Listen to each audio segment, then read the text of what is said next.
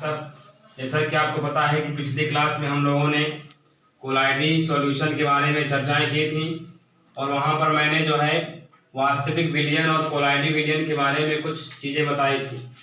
आज मैं उनके बारे में विस्तृत रूप से जानकारी देने जा रहा हूं तथा उत्प्रेरक और उत्प्रेरक वर्धक के बाद जो सबसे इम्पोर्टेंट टॉपिक है वो हमारा वास्तविक विलयन और कोलाइडी विलयन है तथा जितने भी कॉम्पिटिटिव एग्जाम्स हैं और जितने भी हमारे भारत में बोर्ड्स हैं, UP board, CBSE board, ICSE board, और जो हाल ही में हमारी परीक्षा हुई है आरएसबी एनटीपीसी की रेलवे की परीक्षाओं में भी बहुत महत्वपूर्ण ये रहता है और ऑब्जेक्टिव क्वेश्चन के रूप में आपके सामने ये आएगा।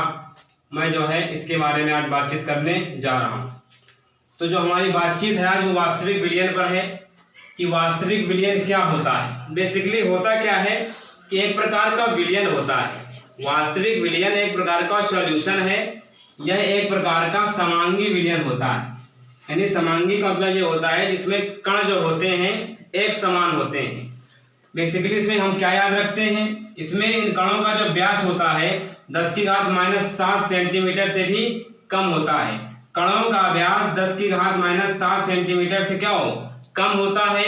उस विलयन को हम क्या कहते हैं, वास्तविक विलयन कहते हैं। एग्जाम्पल की बात की जाए जैसे आपका गोंद, जिलेटिन और स्टार्च, ये सब आम भाषा में आप प्रतिदिन जो है सुनते रहते हैं।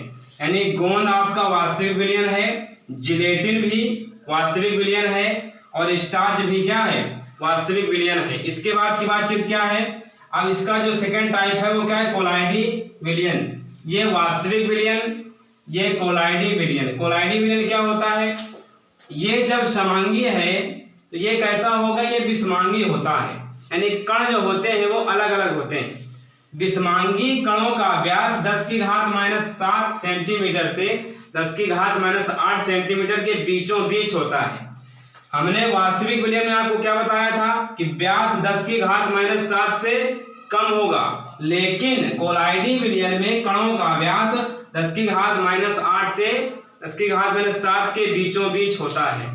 एक साधारण सी बात है, ये बिल्कुल इजी भाषा में समझिए। 10⁻⁷ 10⁻⁷ इसमें कम होगा, इसमें क्या होगा 10⁻⁷ से 10⁻⁷ के बीचों बीच होगा।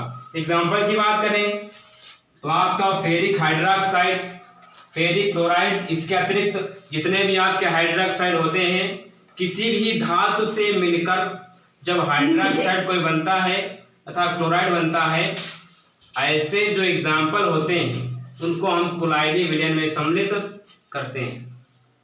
मुझे लगता है आज के लिए इतना पर्याप्त है। अगली कक्षाओं में मैं इसके आगे की बातचीत करूंगा और प्रयास ये करूंगा कि आपको बिल्कुल सिंपल भाषा में बातचीत बताई जाए और आपको समझाया जाए। बेल आइकन को दबाना ना भूलें, ऐसी मैं आपसे गुजारिश करता हूं। Very very